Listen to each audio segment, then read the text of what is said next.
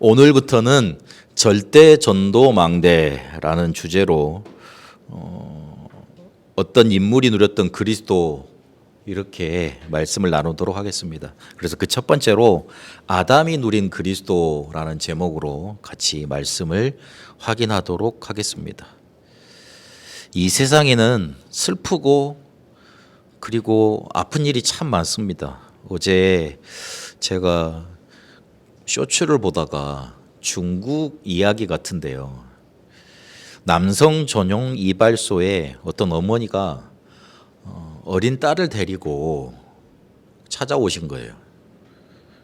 근데 남자 전용 이발소에 여자 어린아이 딸이 와가지고 머리 깎을 일이 뭐가 있겠어요. 근데 사람이 꽉 차 있으니까 사장님이 물어본 거예요. 왜 오셨냐고. 이 아이가 내일 항암 치료를 들어가는데 머리를 이렇게 다 밀려고 왔습니다. 놀고 있던 사장이 벌떡 일어나가지고 자리를 잡고 이렇게 그 아이 이렇게 머리를 깎아주더라고요. 그러면서 이제 나가면서 이제 돈을 내려고 하니까 아니라고 치료가 잘 되기를 바란다면서 그렇게 뭐 완전히 이렇게 사장님이 소도둑 같이 생겼는데 눈물을 훔치고 이렇게 돌아서는 장면이 이렇게 나오더라고요. 제가 원자력 병원에 병원 전도를 다니던 때가 있었습니다. 교회에서 나갔기 때문에 같이 인솔을 해서 다니고 했었는데 거기에는 아이들 병동이 따로 있습니다. 소아 병동이 따로 있습니다. 원자력 병원이 어떤 병원인지 혹시 여러분 아십니까? 암 치료를 전문적으로 하는 병원입니다. 방사선 치료 이런 기계들이 잘 갖춰져 있는 그런 곳이거든요. 그런데 저 어린 아이들이 암에 걸려서 오랜 기간 투병을 하는 그런 친구들도 여럿 있었어요. 그때 저희 아이가 어렸기 때문에 그 아이를 이렇게 안고 거기 돌아다니면 우리 아이만한 또래 애가 벌써 암에 걸려가지고 이렇게 오랜 기간 동안 병원에 투여하고 그런 경우가 있더라고요. 그래서 참 저 애들은 뭘 잘못해서 저런 거지, 누구한테 탓을 해야 되는 거지 하는 그런 생각이 들더라고요. 이번 주간에 대구에서 어떤 한 어머니가 35개월 아이를 죽이고 자기도 목숨을 버렸습니다. 그런데 그 목숨을 버리기 몇 시간 전에 자기 아이가 자폐라는 진단을 받고 자기 그 어머님 마음이 무너져 내렸던 거예요. 그래서 남편한테 전화를 하고 아이가 많이 아프다고 그렇게 말을 해놓고 자기 아이를 죽이고 그리고 자기도 죽는 그런 사건이 발생했습니다. 그러니까 자폐를 가지고 태어났다는 것에 너무 충격을 받았겠고 그랬겠지만 그런 사건이 일어났어요. 도대체 그들은 무슨 잘못을 했습니까? 과연 누구 탓입니까? 왜 그런 문제 속에서 아파하고 그 사람들은 신음해야 됩니까? 왜 그렇습니까? 구원받지 못해서 그렇습니다. 구원을 교회 오면 강조하죠. 그리고 구원받지 못하면 안 된다고 자꾸 그렇게 말을 하잖아요. 그런데 왜 자꾸 구원을 강조합니까? 앞에서 말씀드렸던 그런 모든 일들이 구원받지 못한 상태에 있기 때문에 찾아온 문제들입니다. 그 사람이 잘못했다, 잘했다 그걸 따지는 게 아니고 그 사람 상태 자체가, 신분 자체가 미안하지만 마귀의 자녀입니다. 성경은 하나님 떠난 사람들의 영적인 상태를 그리고 그 실존을 뭐라고 말을 하느냐? 마귀에게 사로잡혀 있다 그렇게 말을 합니다. 나 안 그런데요. 난 내 스스로 잘 살아왔는데요. 나는 열심히 살아왔는데요. 아닙니다. 미안하지만 영적으로 마귀 사단에게 사로잡혀 있습니다. 눈에 보이면 얼마나 좋겠습니까? 사람들은 자기 자신을 믿어라, 내 힘을 믿어라, 나는 나밖에 안 믿는다 그러지 않습니까? 눈에 보이면 얼마나 좋겠어요? 눈에 보이면 겁에 질려서 하루도 못 살고 죽을 사람들 태반일 겁니다. 하나님이 그래서 오히려 구원의 기회를 주시려고, 생명을 보전하시려고 그렇게 눈에 안 보이게 만들어 주셨는가 봐요.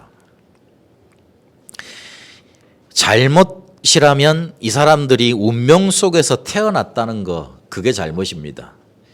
그것을 바꿀 수 없다는 게 이 사람들의 실제 문제입니다. 그런데 그것 때문에 이상하리만큼 문제가 계속 나에게 찾아옵니다. 그러니 이 문제를 해결해야 되잖아요. 이 문제를 해결하려고 찾은 것이 우상 숭배였습니다. 그런데 한 가지를 몰랐어요. 우상을 숭배하면 귀신이 역사하게 되어 있습니다. 뭐 천주교 이렇게 신상 거기에서 이렇게 뭐 피눈물이 내렸다. 그리고 부처가 이렇게 땀을 흘린다. 그리고 저 부처를 어디 만지면 효험이 있다. 그런 일들이 다 누구의 역사냐? 귀신의 역사입니다. 그 분명히 가서 절을 하면 응답 옵니다. 문제 해결도 되고. 그런데 내 그 돈 받은 거 이렇게 띄어먹은 사람이 너무 이렇게 미우니까 조폭한테 가가지고 내가 어느 정도 돈 줄 테니까 좀 해결해줘. 그런 거하고 비슷한 상태의 것입니다. 그 조폭이 나중에 마음 돌변하면 내 목숨도 앗아가고 내 것도 빼앗아갈 수 있거든요. 사람들이 그걸 잘 모르는 것 같아요. 그냥 문제 해결만 되면, 다급하니까 힘드니까 그냥 문제 해결만 되면 된다고 생각하지만 미안하지만 귀신의 역사가 기다리고 있습니다. 귀신이 계속 역사하니까 어디에 문제 옵니까? 가장 크게 눈에 안 보이게 정신의 문제가 찾아옵니다. 수고하고 무거운 짐을 계속 살아가는 인생이 됩니다. 정신이 온전할 수 있겠어요? 병들 수밖에 없지요. 점점점 정신적으로 병들어 가다가 이게 자기 자신을 완전히 삼켜버립니다.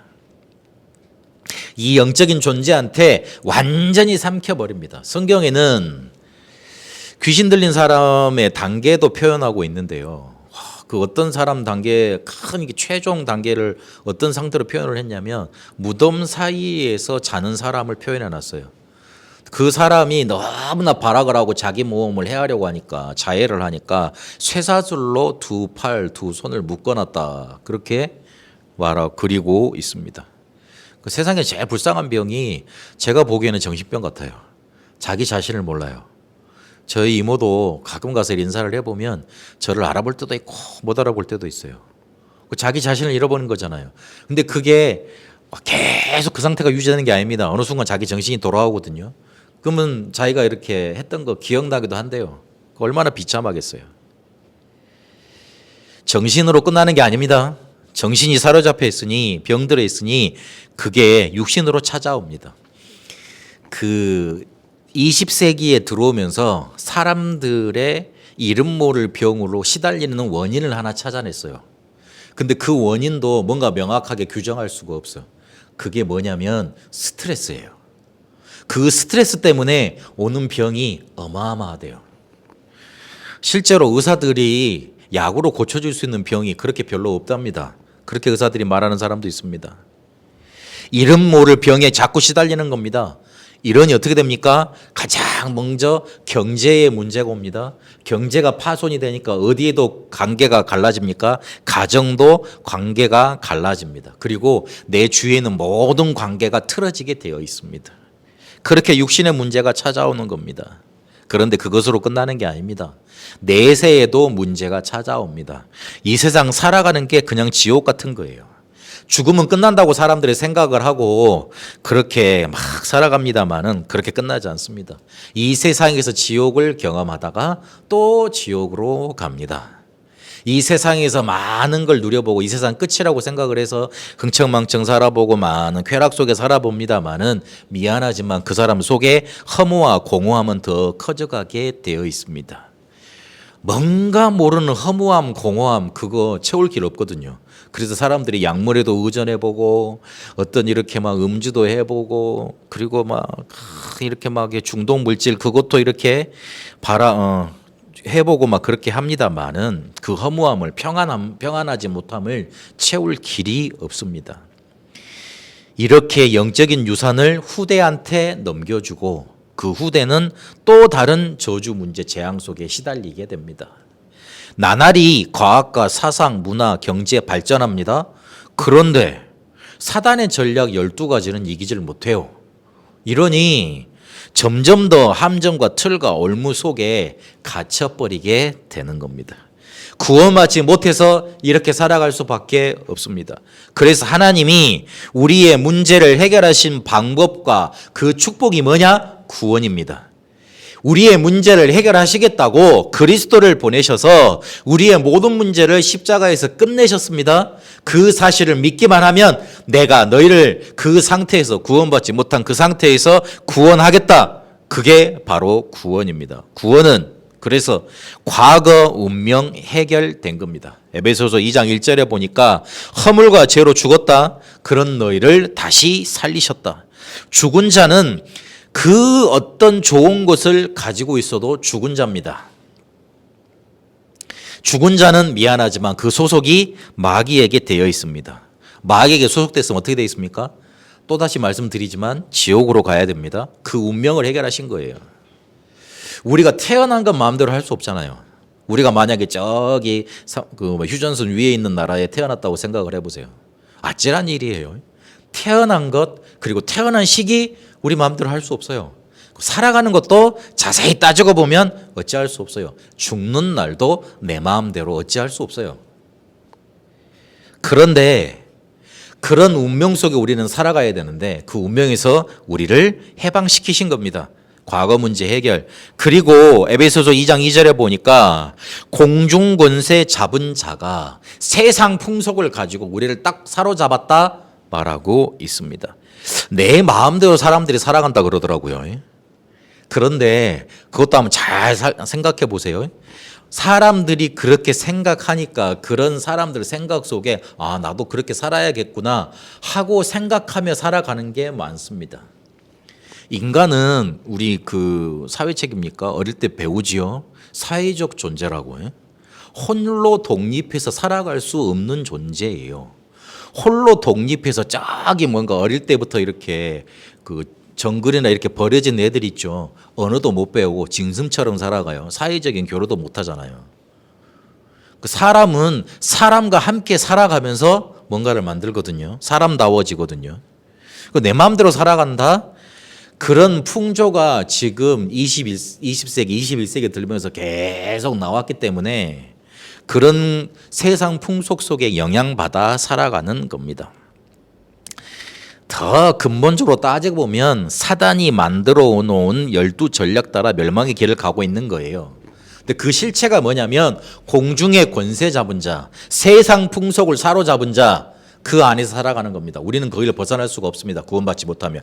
그래서 이 현재 문제, 현재 역사는 공중권세 잡은 자의 권세를 결박하신 겁니다. 거기서 우리를 해방시키신 겁니다.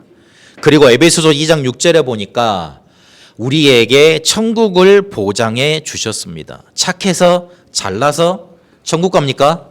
아니요. 하나님의 자녀가 됐기 때문에 이 땅에서 하늘 보좌의 축복으로 살다가 육신의 장막을 벗는 날 진짜 본향인 천국으로 가서 영원히 살게 되어 있습니다. 이걸로 끝이 아니에요. 구원은 증거 오게 되어 있습니다.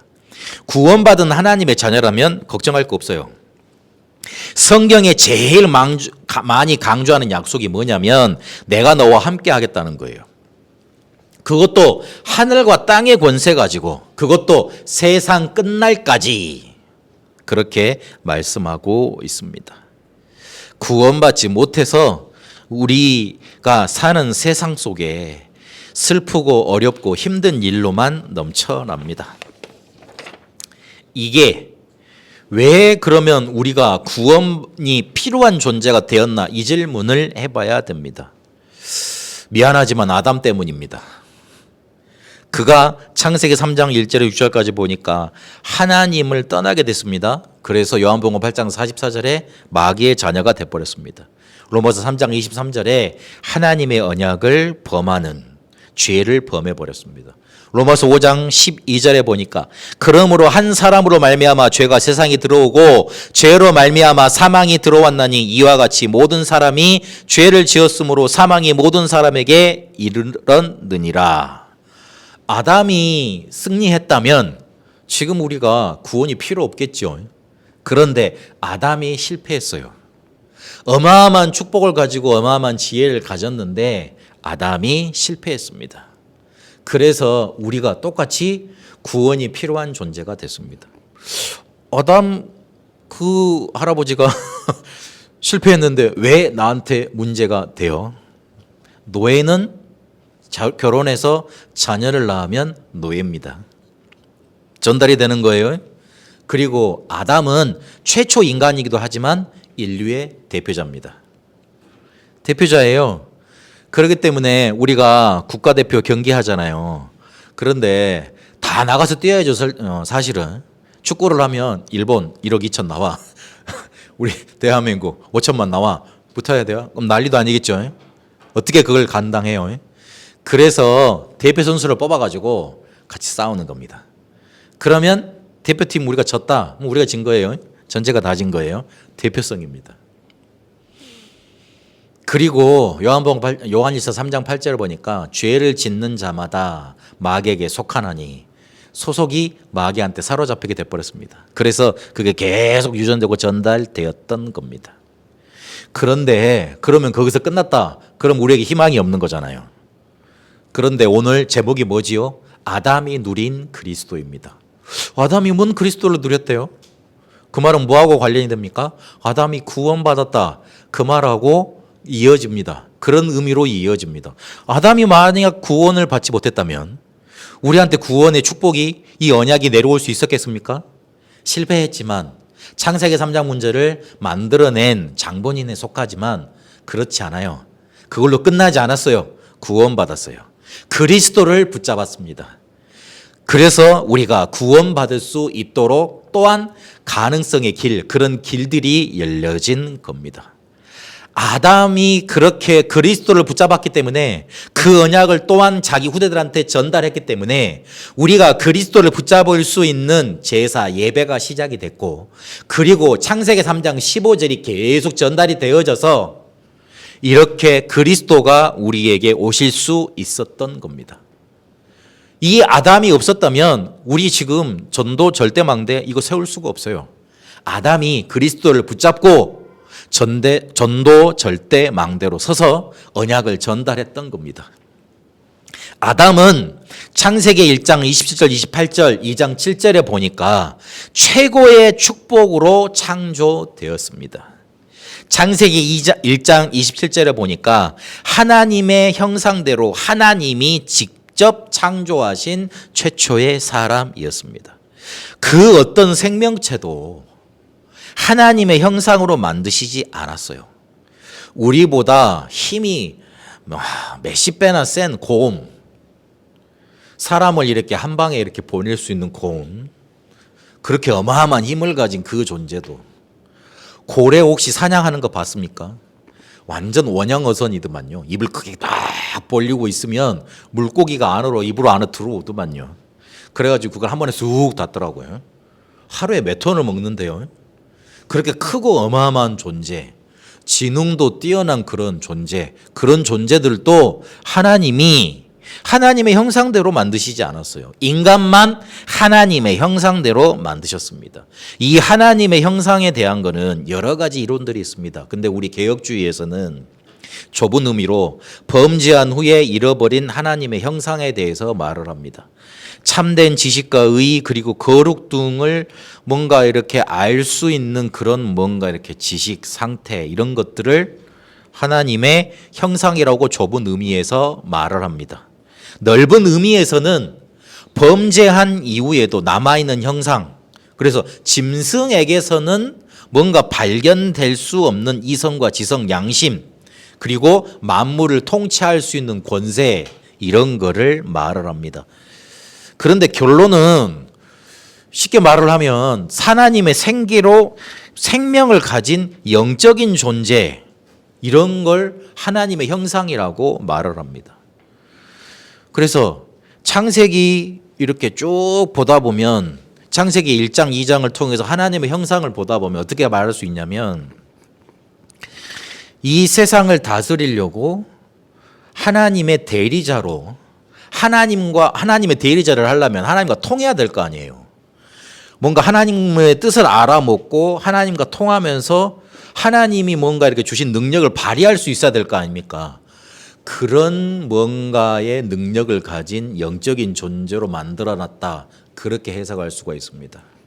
쉬운 말로 어렵게 설명을 했습니다마는 하나님과 만날 수 있고 하나님을 누릴 수 있고 하나님의 축복을 행사할 수 있는, 그거를 뭔가 이렇게 크게 누릴 수 있는 그런 존재로 우리를 만들어 놓으셨다는 말입니다.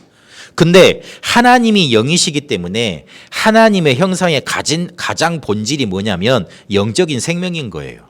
그러니까 인간의 본질이 뭐냐면 영적인 겁니다. 그래서 하나님의 형상대로 창조된 인간만이 하나님 만날 수 있고 하나님과 교제할 수 있는 유일한 영적인 존재가 된 겁니다. 여러분 집에 가보면 강아지도 있고 그다음에 고양이도 있고, 그리고 가끔 그 자녀라고 말을 하고 셋째 딸이라 그러고 막내 딸이라고 말을 합니다만은, 미안하지만 그렇게 사랑하는 우리 애완동물들이 하나님을 만날 수가 없습니다. 그러니까 너무 슬퍼하지 마세요. 너무 해달하지 마세요. 귀엽지, 이쁘지요. 저도 개 좋아해요. 근데 집에서 키울 자신이 없어요. 그렇기 때문에 우리 그 말을 드리는 이유가 뭐냐면, 우리 인간만, 사람만 하나님과 통할 수 있다는 거예요. 그 어마어마한 축복을 우리에게 허락해 주신 겁니다. 그러면서 1장 28절에 보니까 복을 주시고 생명의 축복을 누리고 모든 생물을 다스릴 수 있도록 만드셨습니다. 그러니까 하나님이 창조하신 생물들을 다스리게 하시려고 만들어 놓으신 거예요. 어떤 신학자는 창세기 1장 27절 28절을 아담이 지구의 왕으로 등극하는 대관식이다, 그렇게 표현을 했어요. 대리자로 하나님 대신에 일을 할 수 있는, 세상 모든 생물들을 다스릴 수 있는 그런 왕으로 하나님이 일을 대신 맡겨놓은 겁니다. 그리고 창세기 2장 19절에 보면 흙으로 들짐승 각종 새를 만드시고 아담에게 이름을 붙이도록 하셨어요. 하나님이 직접 이름을 붙여주셔도 되잖아요. 그런데 성경에 그렇게 기록되어 있습니다. 아담이 어떻게 이름을 붙이는가 보시려고 하나님이 아담을 데리고 들짐승들한테, 새들한테 가서 이름 붙이도록 만들어줬다. 그러니까 우리 애들이 처음에 그 언어 배울 때 옆에서 우리가 알려주는 거 이렇게 말 따라하면 막 기뻐하고 그러잖아요. 그래가지고 뭐 잘하고 막 기어섰다 그러면은 뒤에서 박수 쳐주고 막 이러잖아요. 그런 것처럼 하나님이 아담을 만들어 놓고 얘가 너무 지혜를 뛰어나게 만들어 놨어. 그래서 본인이 이렇게 직접 이렇게 이름을 지어줄 수도 있지만, 아담 얘가 너무 지혜를 뛰어나게 만들어놨는데 어떻게 한번 사용하는가 볼까? 그러고 이렇게 딥지스 앞에 딱 갖다 놓고 한번 이름 한번 지어봐. 그렇게 장을 만들어줬다는 거예요. 그만큼 지혜가 뛰어났습니다. 제가 모시던 목사님이 장명에 탁월하신 분이었습니다. 그래서 애가 태어날 때마다 이름을 항상 맡기고 그러셨거든요. 그런데 단 한 번 이름을 잘못 지어주셨어요. 여자 우리 랩런트의 이름을 현숙이라고 지으셨어요. 그 다음부터는 장명 의뢰가 확 끊겨버리더라고요. 이름 짓는다는 게 그렇게 힘들어요. 이름 짓는다는 게 그렇게 힘들다니까. 뭔가 이렇게 지혜가 있어야 되고, 그러니까 이름 한번 지으려고 설교 준비하시는 것만큼 고민을 하시더라고요. 얘의 인생을 결정하는 거니까. 그래서 막 그렇게 고민하던데, 그 다음부터는 아유 이제 그러시더라고요, 보니까. 근데 아담이 그만큼 지혜가 뛰어났던 겁니다. 탁탁탁 보고 이름을 지어 그럴 만큼요. 근데 이 최고의 축복이 어디에서 정점을 이루느냐? 생명으로 만들어졌다. 거기에서 정점을 이룹니다. 창세기 2장 7절에 하나님이 그 코에 생기를 불어넣어서 이 사람이 어떻게 됐습니까? 생명이 된지라 그랬습니다. 생명체가 된 겁니다. 인간은 육신으로만 정의할 수 없습니다. 그래서 눈에 보이는 것만으로 인간이라고 말할 수 없어요. 영적인 존재예요. 그 영으로 하나님을 만나고 누리는 존재임을 다시 한번 확실하게 각인을 시켜주는 겁니다. 그런데 그 아담에게 문제가 나타났습니다. 문제를 만나게 됐습니다. 가장 큰 문제는 뭐였냐면 언약 전달에 실패한 겁니다. 창세기 2장 17절에 선악과 먹지 말라는 언약을 누가 들었습니까? 아담이 들었습니다. 하와는 못 들었어요. 아담이 들었다니까요. 그러면 에덴 동산에서 선악과 언약을 아담만 들었기 때문에 하와에게 전달을 했을 거 아니에요. 안 돼, 중요한 거야, 조심해, 말을 했을 거 아닙니까? 그러면 전달해서 이렇게 그 잘못 이해하게 만든 책임이 누구한테 있습니까? 아담에게 있죠. 잘 전달했다라면 하와가 선악과를 따먹었을 때 하나님께 일러 바쳤거나 아니면은 하와를 혼을 내거나 아니면은 같이 안 먹었어야죠. 근데 대반에 같이 먹었어요. 자기도 언약을 잘못 이해했고 그러니 어떻게 됩니까? 언약이 잘못 전달이 돼서 결국에 문제를 만나게 되는 겁니다. 그런데 더 문제는 그 이면에 사로잡고 있었던 생각입니다. 에이, 설마 진짜 죽을까? 나 대단한데. 나 여기 왕인데. 나 여기 대빵인데. 이런 생각을 했던 것 같아요. 그래서 창세기 3장 4절에 보니까 뱀이 결코 죽지 아니한다고 하와한테 말하니까 넘어가 버렸습니다. 그런데 그런 선상에서 아담도 그 말에 현혹이 돼가지고 같이 먹어버렸어요. 같이 넘어갔단 말이 돼요. 먹으면 죽는다 그랬는데 하와 먹으니까 안 죽네. 아, 진짜 안 죽는구나. 내가 의심을 가졌었는데 진짜였구나. 같이 먹은 거예요. 이면에 자리 잡고 있었던 자기 중심의 생각. 하나님이 이렇게 말을 했는데 자기는 이렇게 받아들인 거예요. 이렇게 말을 했는데 자기는 이렇게 받아들였어요. 자기 중심대로 언약을 받아들인 겁니다. 하나님이 버리시는 벌을 피할 수 있다고 생각을 했습니다. 창세기 3장 7절 8절까지 보니까 무화과 나무 잎으로 치마를 만들고 창피함을 가렸고 그리고 그들을 찾으시는 하나님을 피해 숨었다 그렇게 말을 합니다. 그리고 결정적인 거는요. 핑계를 댔어요. 그것도 하나님께. 하나님이 나와 함께 하라고 하나님이 주신 여자가 줘서 먹게 됐습니다. 하나님을 몇 번을 강조를 합니까? 하나님이 나에게 함께 하라고 하나님이 주신 여자가 강조합니다. 그러니까 옆에서 듣건 하와는 충격받았겠죠. 저럴 줄 알았어. 얼마나 낙심이 됐겠어요. 하나님도 그렇지. 나 중심으로 생각하게 되면요. 나만 생각하게 되면요. 나한테 이익이 된다. 그리고 이익이 안 되고 손해가 되는 그런 관점으로만 보이게 되어 있습니다. 그냥 면피하려고 핑계 돌리게 됐던 거예요. 그 이면에 내 중심의 생각이 자리 잡고 있었습니다. 언약을 놓친 문제가 거기에서 시작이 됐던 거예요. 그러니 어떻게 됐습니까? 자기에게 축복으로 주어졌던 땅이 에덴 동산에서 경작하도록 하나님이 원래 아담에게 축복을 주셨잖아요. 근데 그 땅이 저주를 받아서 열심히 수고를 해야지만 가시덤불 엉겅퀴 있잖아요. 그걸 다 제거해야지만 농사를 할 수 있도록 그렇게 저주를 받아버렸습니다.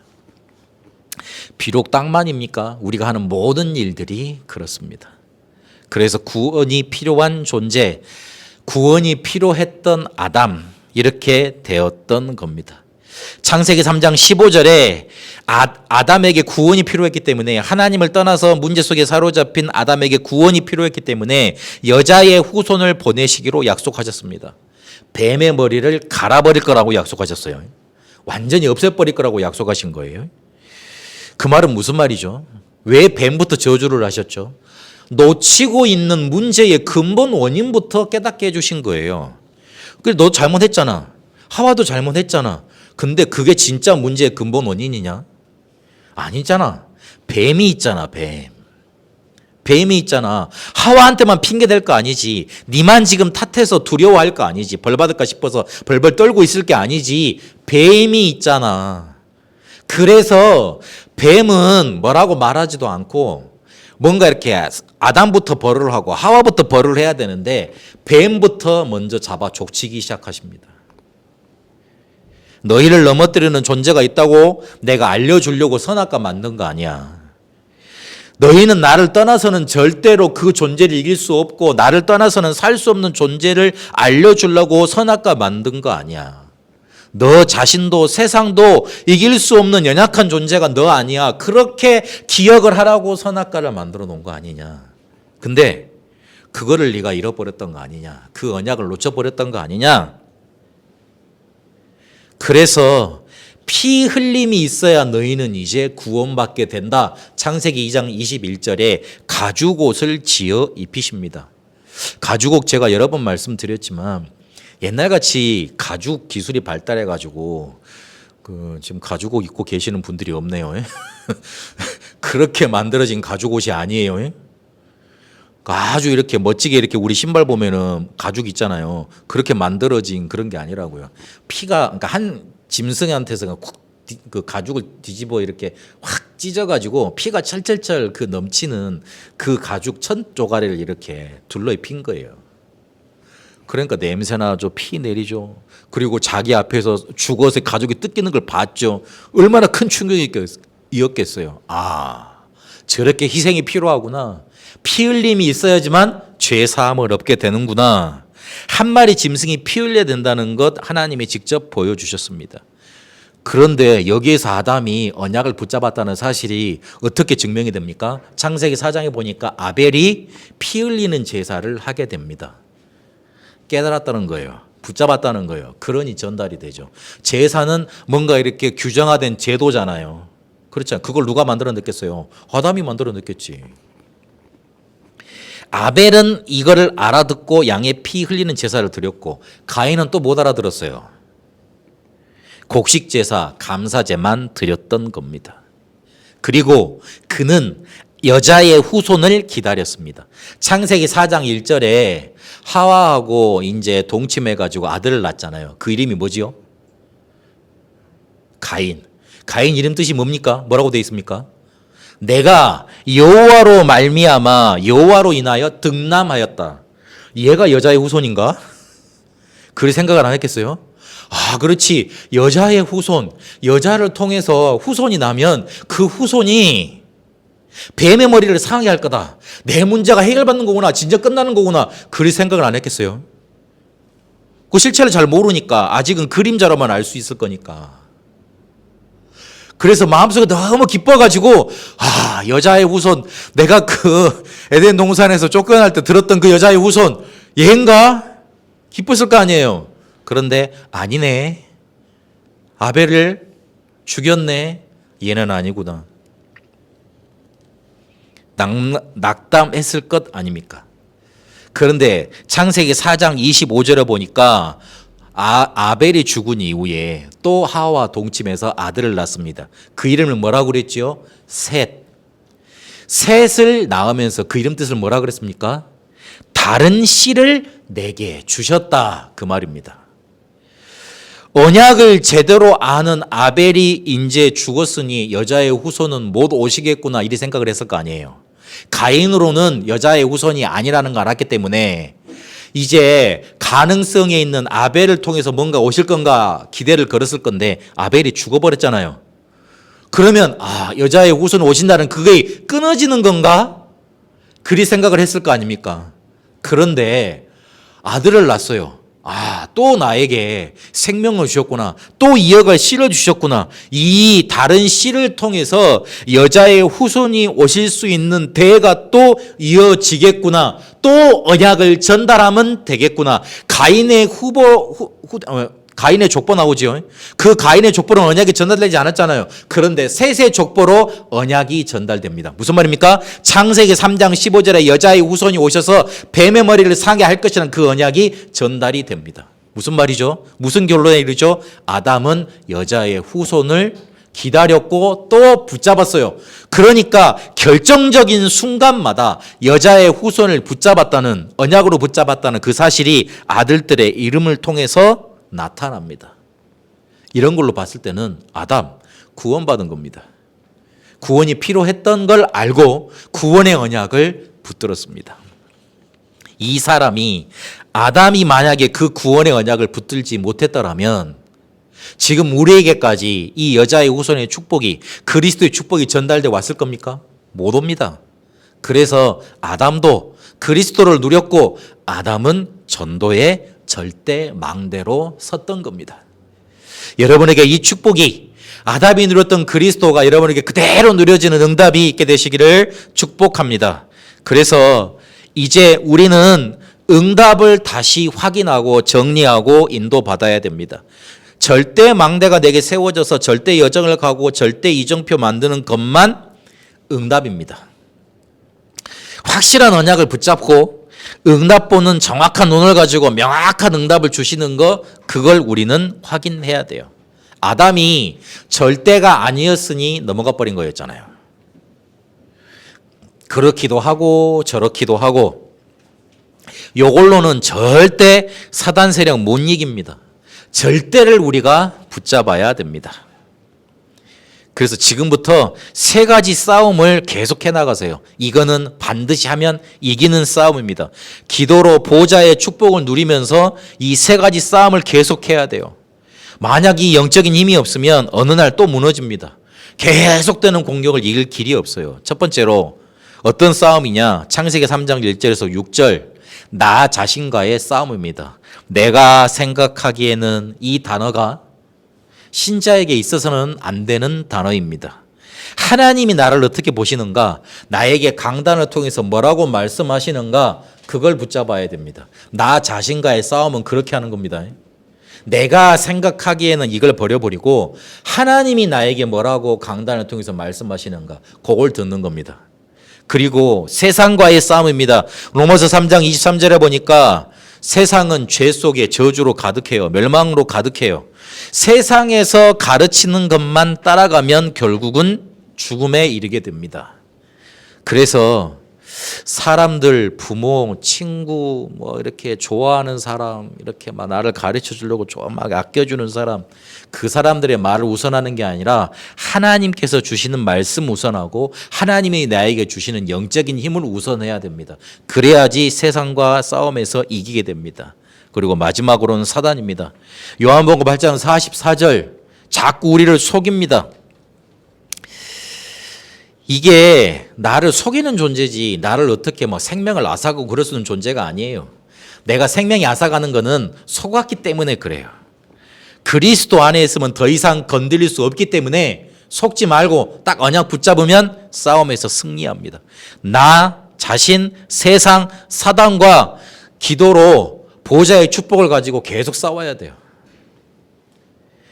그리고 절대라는 응답이 올 때까지는 당연 필연을 지속해야 됩니다.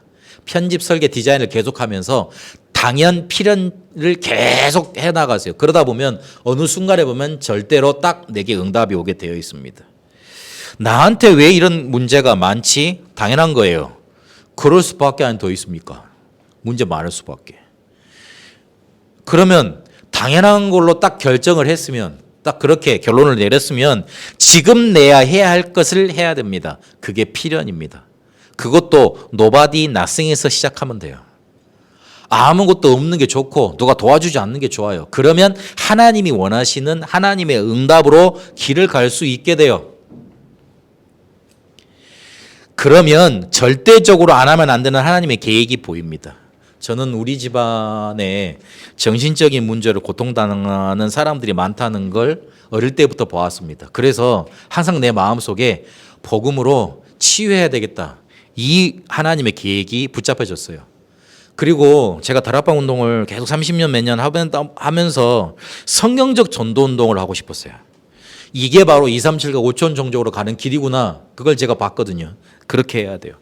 그리고 저는 다락방 2세대예요. 그러면 어떤 책임이 있는 세대지요?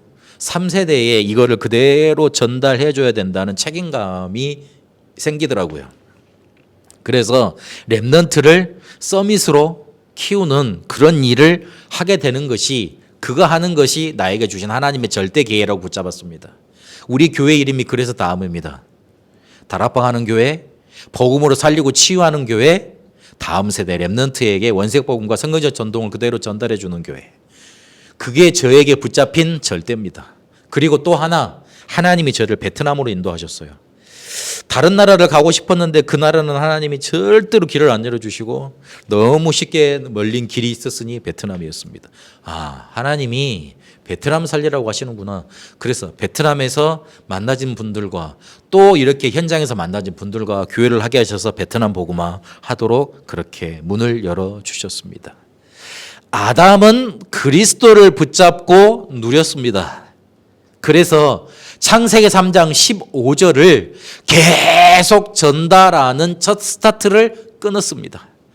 아담의 실패만 보지 마시고 아담이 누렸던 그리스도를 여러분도 붙잡으시고 절대 망대로 세워지는 축복 넘쳐나시기를 축복합니다. 살아계신 하나님, 아담을 통해서 문제의 근원을 보고 또한 아담이 누렸던 그리스도를 통해 우리에게 구원의 축복이 전달되어 왔음을 바라봅니다.